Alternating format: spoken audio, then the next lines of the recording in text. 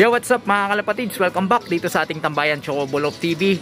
Samahan niyo ako ngayong araw ng Sabado. Tignan nyo, napaka-ulap ng ating panahon. Bagamat ngayon gumanda yung panahon sa gawing yon, kanina katatapos lang ng ulan dito sa aming area. At tignan nyo naman, ang lakas ng hangin. Halos tumabingi yung mga dahon sa puno sa lakas ng hangin. Ine-expect natin na sa araw ng bukas, ating pauwian, magiging pahirapan yung liparan ng ating mga alagang ibon. Ine-expect na natin yung headwind, ine-expect na natin yung smashan, na sana swertihin at makalusot pa rin yung ating mga mahihinang nilalang. At isa pa sa ating kinatatakot mga kalapatids, yung lambatan. Ayan na naman tayo, nandito na tayo sa Camarines Sur. Nasa 250 kilometers more or less air distance na yung liliparin ng ating mga alaga mula dito sa ating loft. Magpapatuka lang tayo. Kanina kasi hindi ako nakaakyat dahil umalis tayo. Time check tayo mga kalapatids, 1:00 pasado, 1:19 ng tanghali. At ngayon pa lang tayo magpapatuka sa ating mga alaga. Kawawang kawawa na itong mga to. So tara, tukain na natin to. Pipituhan na muna natin.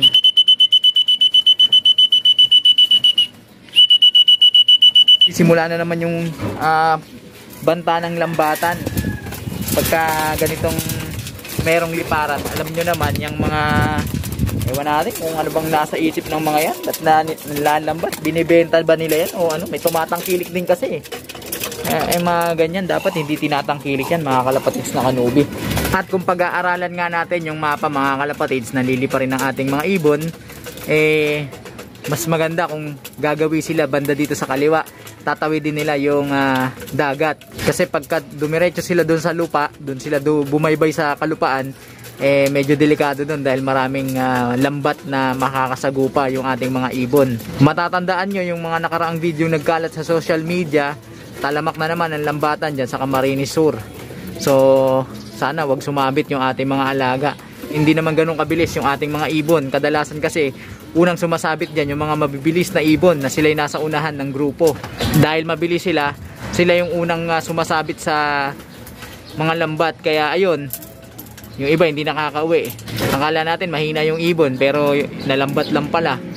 Buti na lang yung mga ibon natin hindi ganun kabilis. Medyo mabagal lang. Kaya pag sila na yung dadaan, nakikita nila yung mga nakasabit sa lambat, pwede nilang maiwasan. Samantala sa mga kalapatids natin na gusto pang humabol dun sa ating gift bird raffle bukas, hanggang mamayang 12:00 ng madaling araw lang yung registration para maiayos ko naman yung listahan at maiprepare ko para bukas mabilis tayo. Sayang, dadalawa lang yung ibon na ipamimigay natin at marami tayong mga kalapatids na gustong manalo, mabunot yung kanilang pangalan. Pero pasensya na kayo, dalawa lang yung ating available na ibon at hindi natin pwedeng bigyan lahat kasi konti lang naman yung ating mga ibon mga kalapatid. Yung mga to may mga purpose yan, may mga lipad yan, naka-ready sa pang NDR, pang summer. Tapos ito yung ating gagawing materyales sa hinaharap, pero ililipad uli natin to sa siguro sa summer mga kalapatid. Tsaka ito na summer din yan. So lahat ng ibon na narito may ganap yan, kaya hindi natin sila pwedeng ipamigay. Natin yung mata nito mga kalapatids, may bulutong pero medyo okay na siya. Hindi kagaya kahapon na namamaga yung mata. Okay, samantalang ito ang laki ng pisngi. So mamaya bubuklatin ko yung ngalangalan niyan, sisilipin ko, baka mamaya matulad dito. Ito kasi tinamaan ng bulutong sa may tuka. Then yung binuklat ko yung kanyang ngalangala, yung loob ng kanyang tuka, meron na mumuo na cancer. So ginamot ko yun gamit yung herbal na luya at saka kalamansi. Yun lang yung ginamot natin, hindi tayo nagbigay sa kanya ng gamot na commercialized product. So ayan, okay naman na. Ganun lang ginagawa ko mga kalapatids, pinapalakas ko yung resistensya. Pagka may masakit yung mga ibon nyo mga kanubi, huwag kayong matataranta. Magandang pagkakataon yan para tumatag din yung kanilang resistensya. Basta tulungan nyo lang, bigyan nyo ng vitamins, bigyan nyo ng maayos na patuka para makalaban din yung kanilang resistensya. Samantala, ito yung ating ibon na itim, sinogin. Lagay ko muna siya dito sa ating pliers slope para makapag-unat-unat mga kalapatids. Itong ating ibon na to, yung itim na yan na sinogin, anak niya itong ating ibon na si second class. Ayan, yung anak niya kay Angel. Ito rin si Jessie, anak niya rin yan mga kalapatids. Eric naman yung nililipad natin sa south, anak ni Jessie yun mga kalapatids. So bali yung lumalabas, ito lolo na to ni Eric. Tapos itong line breed natin na to, yung black check na yan, Yan ay apo ng ating 6 overall champion na si Angel, which is grandfather nito. Kumbaga lolo ng lolo. Ayan, dugo niya yan. Hinalo natin dun sa dugo ni Angel na ating 6 overall champion. The Summer. Ito ilalaban natin. Tsaka ito si Jessie. Tapos nasa na yun? Nasa na? Ito yung sapang Summer natin na nakapula ng ring. Okay? So tignan natin kung ano mangyayari. Samantala, ito yung isang ibon natin, yung namamaga yung pisngi, ayan o, bulutong. Pero, gaya ng inaasahan ko mga kalapatids, meron din siyang cancer dito sa loob. Ayan niya. No animals were harmed during the filming of this video. Medyo masakit to mga kalapatids sa ating alaga, kaya hindi yan nakakakain ng husto. Ayan o, may kulay dilaw siya sa gilid ng bulutong niya. Dahil nga infected siya ng bulutong, bumababa yung resistensya nila, umaatake din yung banta ng ibang sakit kagaya nitong cancer. Alam nyo kasi mga kalapatids na kanubi, yung cancer yan ay dulot yan ng protozoan.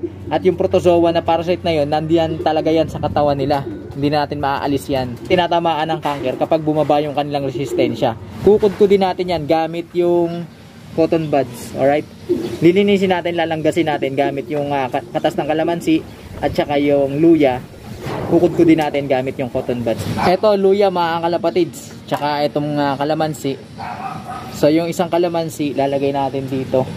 Yung isa, yun yung ating bibigay sa kanya, ibubombet natin sa lalamunan niya. Nakakatulong ang acidity para mapuksa yung mga protozoa na yan, malesen sila, mabawasan yung dami nila, mabawasan yung populasyon nila dyan sa sistema, panloob na sistema ng ating mga alaga.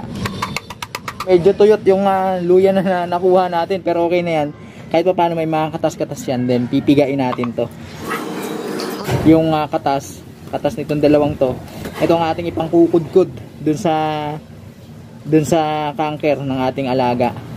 Kakalkalin natin to. Medyo masasaktan siya, pero yan talaga. Kailangan yan. Pagka hindi natin to natanggal, hindi maghihilom yung niyan, yung sugat niyan. Magdedire-diretso lang yan sa infection. Okay? So, kailangan talaga matanggal natin to mga kalapatids. Ito yung panlinis natin, yung panlanggas. Kumbaga yung purong katas nung ayan, medyo napipikit siya.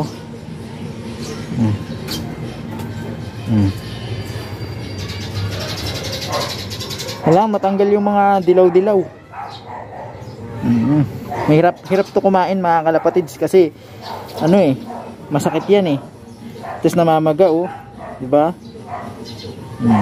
Yung natanggal to mga kalapatids yung dilaw, tapos nababad yung sugat ng katas ng kalamansi na acidic, tapos yung katas ng luya, yan na yan, matutuyo na yan mga kalapatids, dire-diretso na yan sa paggaling. Yan talaga, medyo kawawa lang yung ipon, pero ayan, tanggal natin mga kalapatids. Hayaan natin siya muna makarelax ng konti habang pine-prepare natin yung kabilang pisngi ng kalamansi. Yung katas nun, yun naman na ibobombet natin mga kalapatids. Ito yung kalahati mga kalapatids. So durugin uli natin to. Maganda to mga kalapatids na kanubi pagka doon sa lugar ninyo, halimbawa sa probinsya, hindi available yung mga gamot sa cancer. Ayan, ito lang ang gamot dyan mga kalapatids. Kumbaga kahit i-research nyo yan,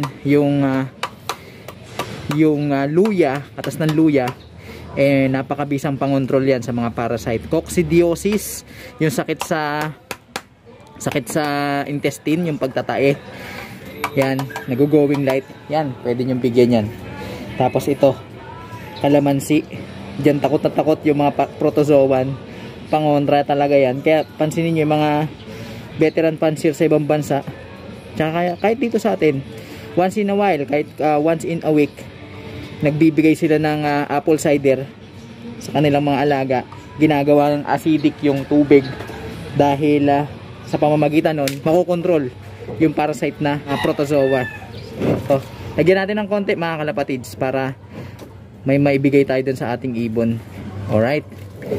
Ngayon naman, eto mga kalapatids, bubombitin natin gamit to. Okay? Pagka may mga ganito yung ibon natin, matrabaho nga lang. Pero, epektibo naman mga kalapatids. Nasa 6 ml siya. So, pwede na natin i-bombit dun sa ating ibon. Kumbaga, pagka in-inject natin to sa bibig niya, magiging bahagi na to ng sistema dun sa katawan niya. Magiging medyo acidic yung kanyang tubig sa katawan. Then, masusugpo nun yung pagdami ng mga protozoa na nagkukos ng cancer. So, tara. Mga kalapatids, bobombit ko na. Medyo naanghangan yung mata niya kasi alam niya naman dun sa ilong, sa ngalangala, konektado yan sa kanyang mata.